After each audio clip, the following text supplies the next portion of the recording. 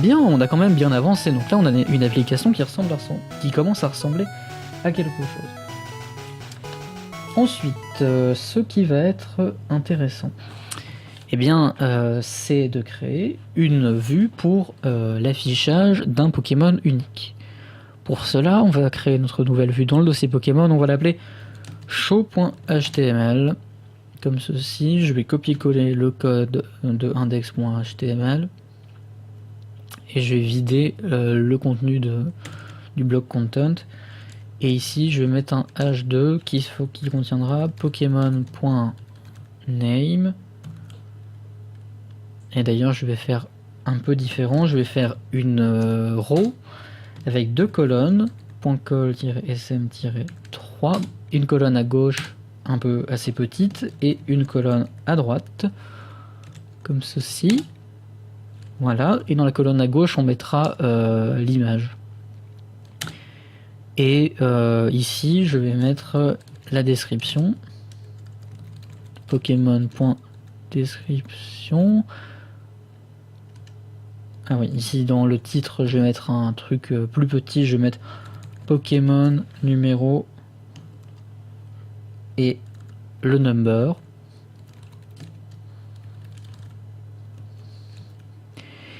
Et ici, plus bas, je vais mettre les types.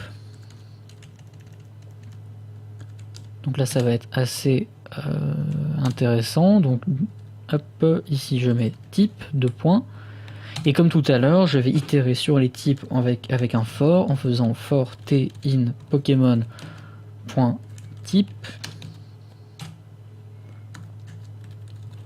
and for. Et ici, je vais faire un span.label default qui contiendra type.name, non, t.name, pardon. Et donc là, pour chaque type du Pokémon en cours, je vais afficher un petit label avec le nom du type. Ce qui devrait fonctionner. Ensuite, je n'ai pas créé de route, j'ai juste créé une vue pour l'instant. Je vais créer la route qui correspond en faisant router.get hop. Et la route, ce sera 2.id. En mettant 2 points devant id, je dis à Express qu'il s'agit d'un paramètre de route. C'est-à-dire que l'id, ça pourrait être n'importe quoi. Ce sera en fait l'id du Pokémon que l'on veut récupérer. Et voilà. Donc c'est pas juste slash id, c'est pas véritablement id inscrit dans la barre d'adresse. C'est en fait n'importe quel id. Et comme tout à l'heure, je prends ma fonction requestResponse. Et là, je vais faire un Pokémon. Et là, je vais faire Pokémon et je vais utiliser la fonction findById qui va permettre de récupérer un Pokémon par son ID, comme son nom l'indique. Et pour récupérer mon paramètre d'URL, je fais rec.params.id. Et là, je récupère l'ID qui a été passé dans la barre d'adresse. Et ensuite, je fais .populate type .then et là, je récupère mon Pokémon. Et comme c'est une promise, donc là, j'ai ma première fonction qui est exécutée si tout va bien. Mais si jamais on n'arrive pas à trouver le Pokémon, je peux passer en paramètre une deuxième fonction, une fonction erreur, enfin une fonction qui récupère l'erreur, et je fais un res.statut entre parenthèses 500.send erreur. Et ce que je dis en fait là, c'est que si jamais il y a une erreur, je vais envoyer une réponse avec le code d'erreur 500 et je vais renvoyer l'erreur brute. En général, on fait pas ça, on renvoie pas les erreurs brutes. Mais là, c'est vraiment une application très simple, donc j'ai pas besoin de faire une page d'erreur, etc. C'est pas vraiment le sujet du tutoriel, donc on va dire que ça suffira. Alors, .zen Pokémon. Donc là, j'ai récupéré mon Pokémon. Et bien, tout ce qu'il me reste à faire, c'est de faire un res.render de Pokémon /show.html avec en paramètre, en variable, mon Pokémon. Et voilà. Je relance l'application. Et non, avant de faire ça, dans mon index ici, je vais ajouter un lien. Donc plutôt que de mettre simplement le nom du Pokémon, je vais mettre un lien. Et quand on cliquera dessus, ça renverra vers la page du Pokémon. Et la page du Pokémon, c'est slash et ensuite l'ID du Pokémon. Et l'ID du Pokémon, c'est p._id. Et si je relance mon application et que j'actualise et que je clique, hop, là j'arrive bien sûr à la page de mon Pokémon Bulbizarre. Et si je mets n'importe quoi dans l'ID, là par contre, j'ai le droit à l'erreur. Cast to object ID, fail, for value, machin, qui est l'erreur envoyée par MongoDB qui me dit que l'ID que j'ai donné n'est pas un object ID valide. Bien, bien, bien. Donc voilà pour la page show. Il nous reste à vérifier que nos types fonctionnent correctement et pour cela, je vais créer une collection de types. Et dans cette collection, je vais ajouter différents documents. Hop. Donc il y aura un type eau avec une couleur blue. Hop. Voilà, très simplement. Là, je le duplique plusieurs fois pour gagner encore plus de temps. Comme ça, je peux juste éditer comme ceci. Donc là, il y aura un type feu avec une couleur rouge.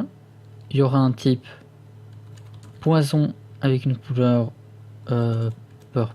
Je pense que ça, c'est une couleur valide. Et il y aura un type... qu'est-ce qu'il y a encore comme type? Il y aura le type électrique avec la couleur yellow. Et voilà, donc là j'ai créé mes différents types. Ensuite, donc si je veux donner le type eau à non, c'est pas Carapuce, c'est Bulbizarre. Donc si je veux donner le type plante et le type poison à Bulbizarre, je vais copier ici, faisant copy value, l'ID de mon type poison, et je vais le mettre dans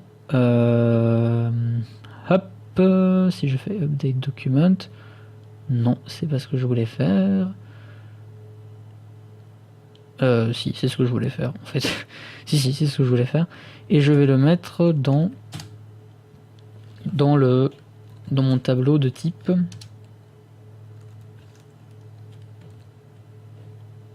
Hop, comme ceci. Et ça ne fonctionne pas.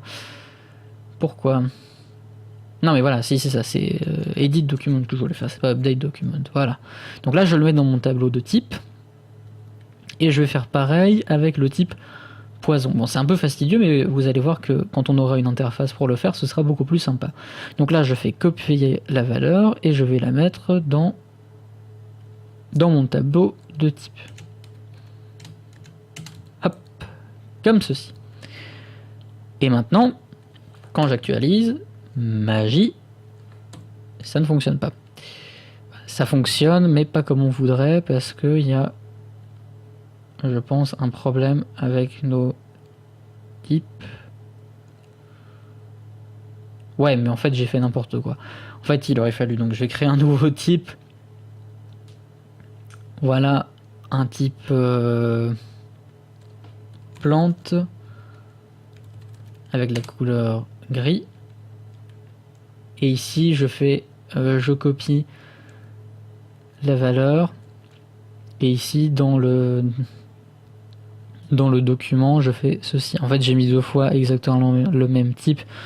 Donc en fait, ça fonctionne correctement. C'est juste que j'ai fait n'importe quoi. Et quand je fais update et que j'actualise, hop, j'ai les types poison et plante. Donc là, j'ai créé un lien dans la base de données entre les types de Pokémon et les Pokémon.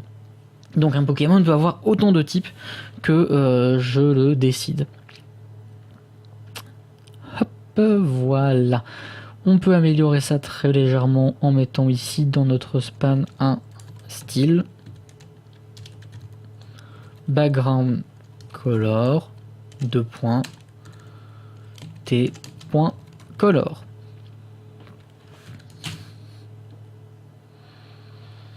Et là, quand je fais F5, j'ai des labels de couleurs qui correspondent aux couleurs de mes types. Donc ça fonctionne comme prévu. On peut encore faire une petite amélioration qui consiste dans mon index.html à... Non, pas dans layout.html, pardon, à mettre un lien qui renvoie vers la page d'accueil. Hop, comme ceci.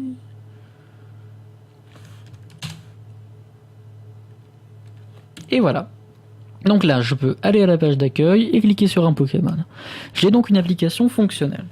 Ce qui nous manque maintenant, c'est la gestion des images et un formulaire pour ajouter et éditer des Pokémon. Et vous voyez que quand même, on a bien avancé.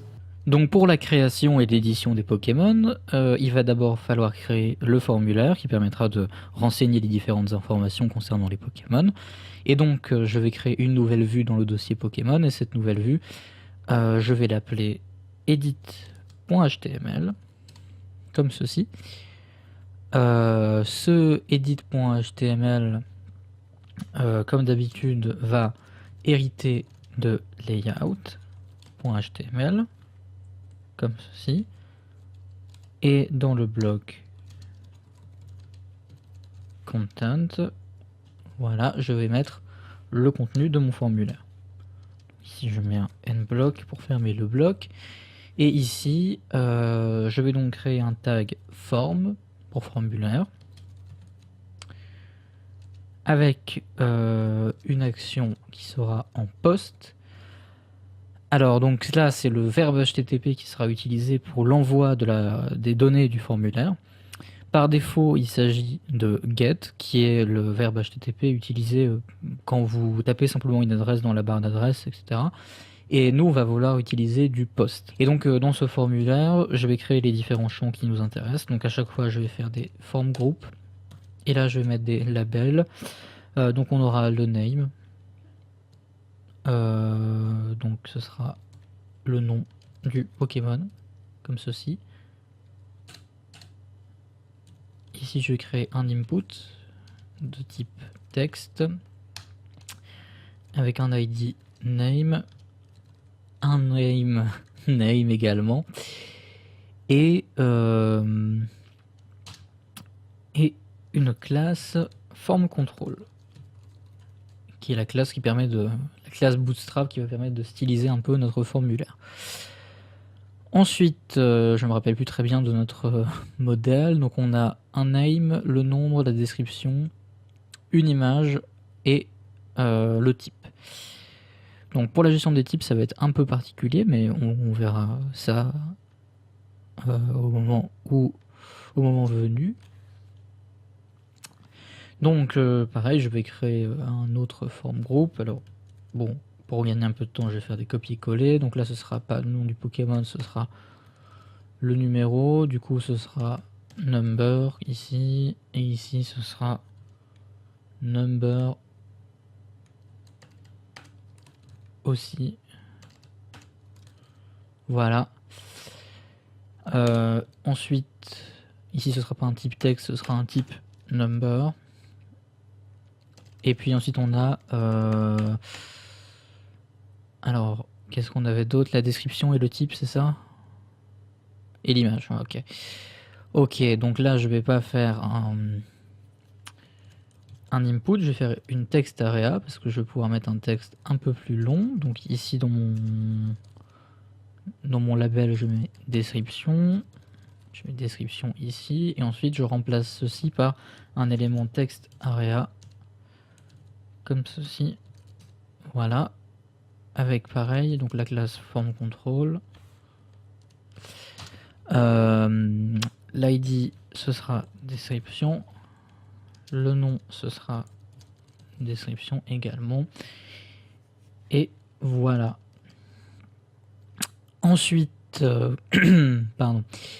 Ensuite, il va nous manquer l'image.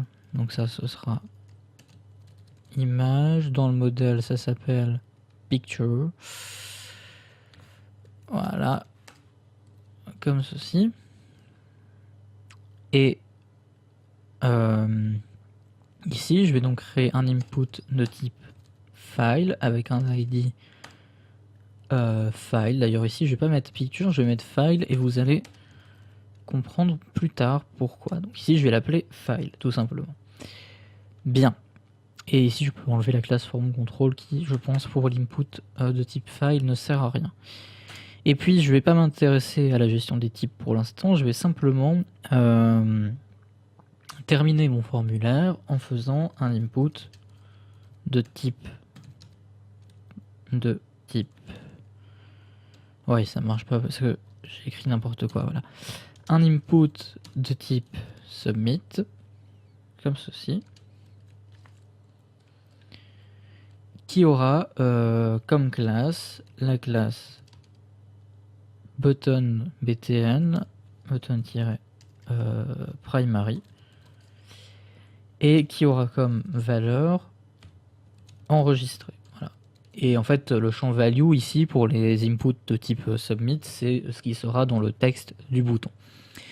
Ici, mon template, je l'ai appelé edit et pas new ou create.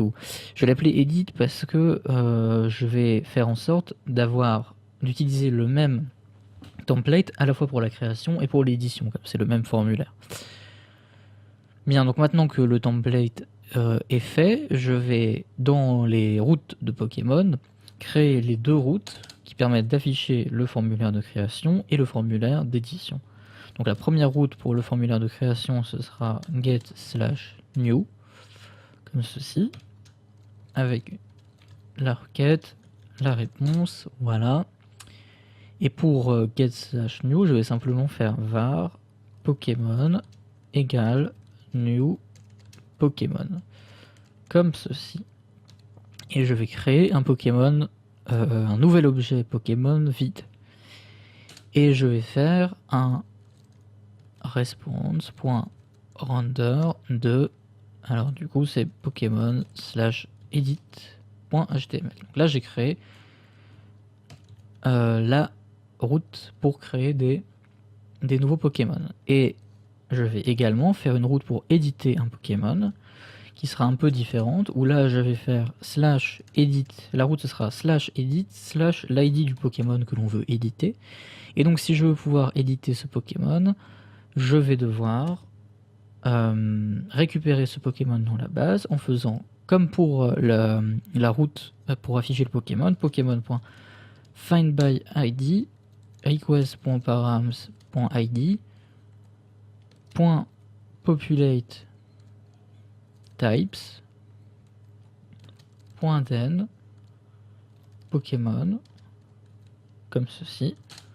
Et là, je fais le rendu de ma route. Et il y a un truc que j'ai oublié, bien sûr, c'est que quand je fais le rendu de ma route, il faut aussi lui passer en paramètre le Pokémon que l'on veut pouvoir utiliser dans le template. Pokémon de point Pokémon, comme ceci. Et pareil ici, dans le edit, du coup, je fais Pokémon avec les espaces parce que c'est plus joli, de point Pokémon. Voilà, et d'ailleurs je ne l'ai pas fait ailleurs. Je viens de me rendre compte que je viens de dire que je mets les espaces où c'est plus joli, mais en fait je ne l'ai pas fait plus haut. Bon, après c'est une question de goût aussi. Dans des projets plus complexes, on peut utiliser ce qu'on appelle des linters pour mettre en forme automatiquement le code selon un ensemble de règles. Est-ce qu'on veut des espaces, est-ce qu'on veut pas d'espace, etc.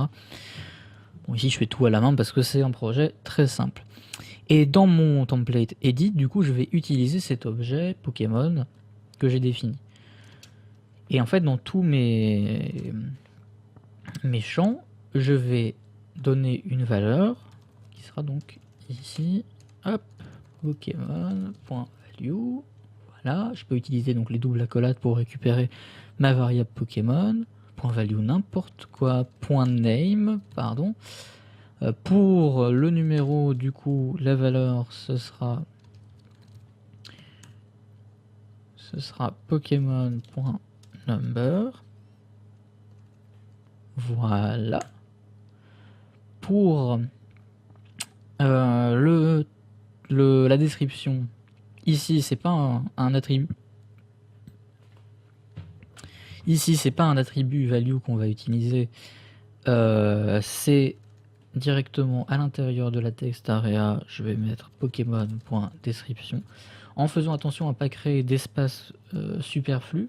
Par exemple, si je fais ceci, si je fais ceci, je vais créer un espace en trop dans ma text area.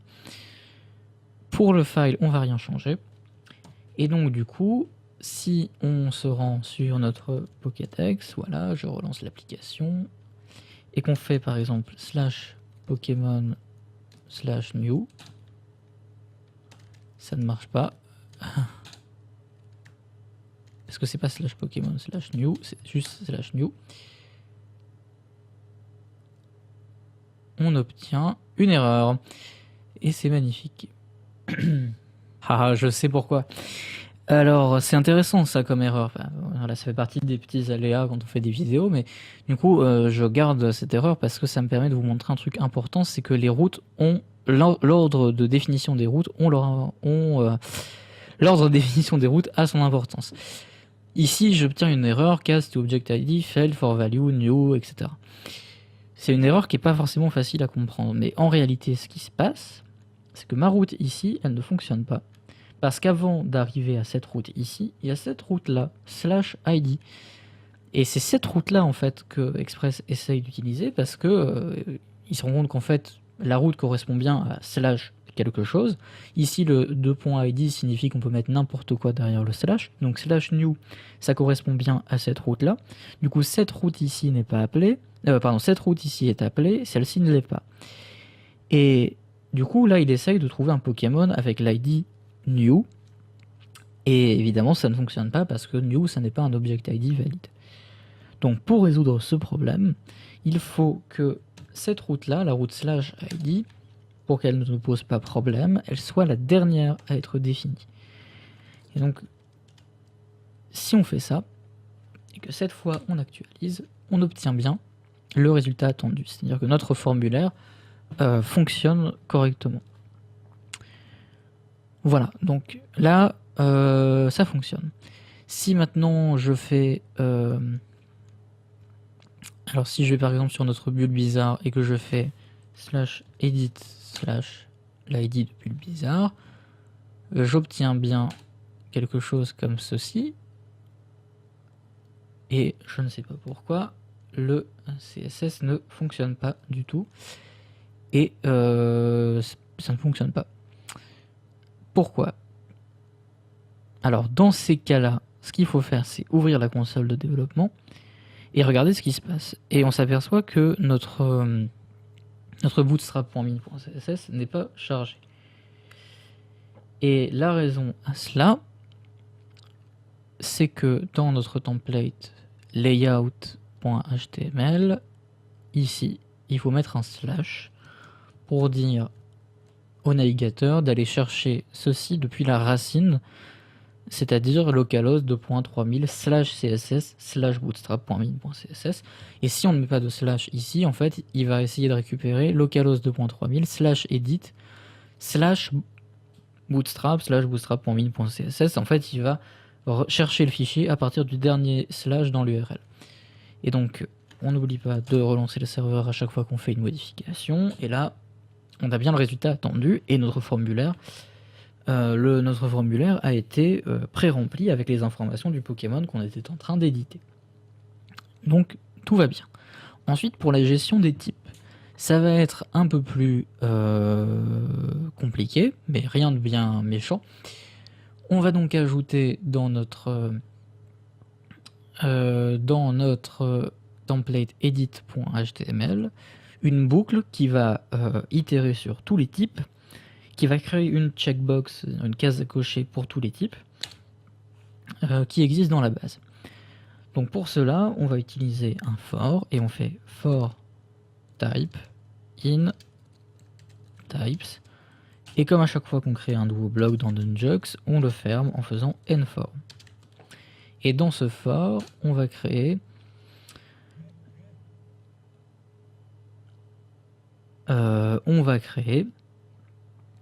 une checkbox. Donc on va faire un label comme ceci. Voilà. À l'intérieur du label, on va créer un input de type checkbox avec un nom qui sera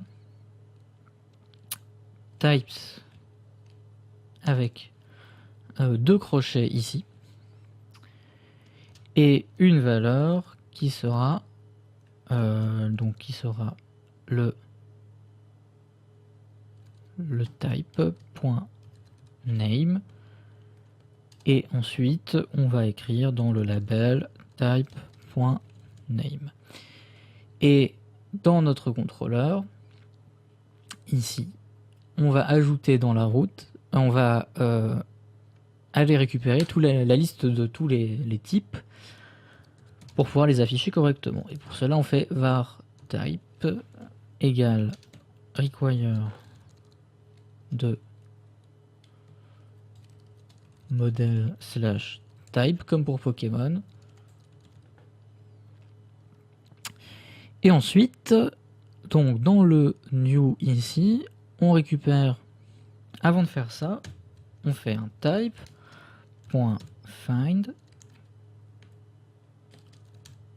.then et je vais pas faire fonction, je vais juste faire ceci et voilà.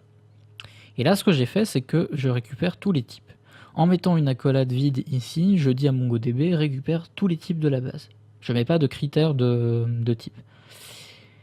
Et ensuite donc là j'ai créé une promise comme d'habitude pour récupérer donc pour exécuter ce code une fois qu'on a récupéré les différents types. Et il faudrait également que je fasse une autre fonction ici par exemple pour gérer le cas où il y aurait une erreur, mais on va pas le faire ici, on va gagner un peu de temps. Et pareil donc pour la route edit, on va donc récupérer les types avant de faire ceci, et donc on va faire quelque chose comme ceci. On va faire type.find, voilà, .then, et dans le .then on fait types comme ceci, et dans le .then on va faire on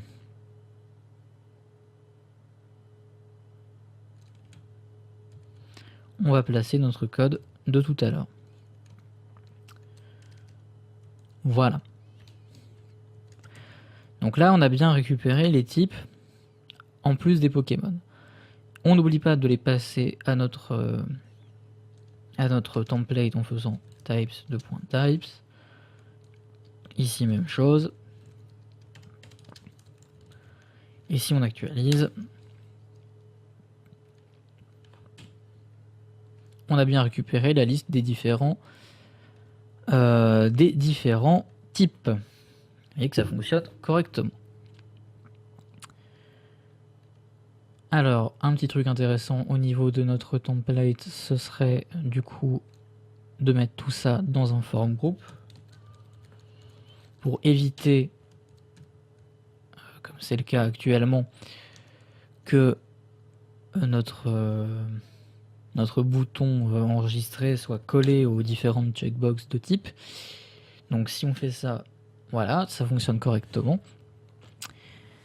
Et ensuite, ce qu'il nous reste à faire, c'est pré-cocher les différentes cases lorsque on édite un Pokémon. Pour faire ça, il va falloir ruser un peu.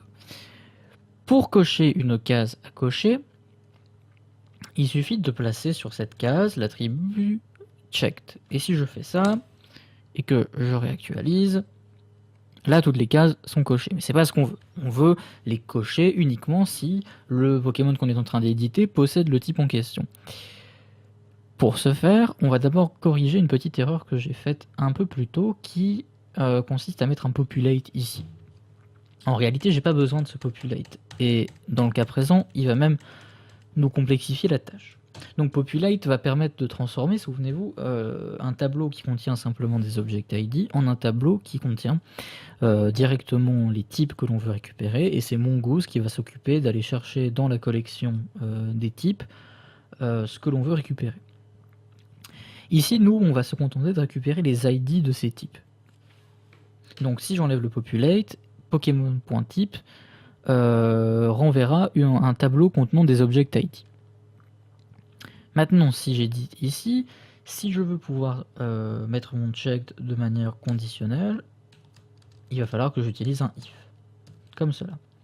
Et que je n'oublie pas de fermer en faisant un endif. Et dans le if, je vais simplement vérifier que mon Pokémon.type possède l'ID du type sur lequel je suis en train d'itérer en faisant Pokémon.types.indexOf et ici je passe types._id différent de -1. IndexOf, c'est une fonction qui récupère l'index de l'objet que l'on passe en paramètre dans le tableau sur lequel la fonction a été appelée.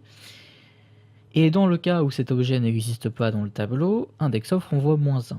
Donc par ce if, je vérifie en fait que l'ID, oups, j'ai fait une erreur, ici pas de S, que l'ID du type sur lequel je suis en train d'itérer est contenu dans mon tableau Pokémon.types.indexOf.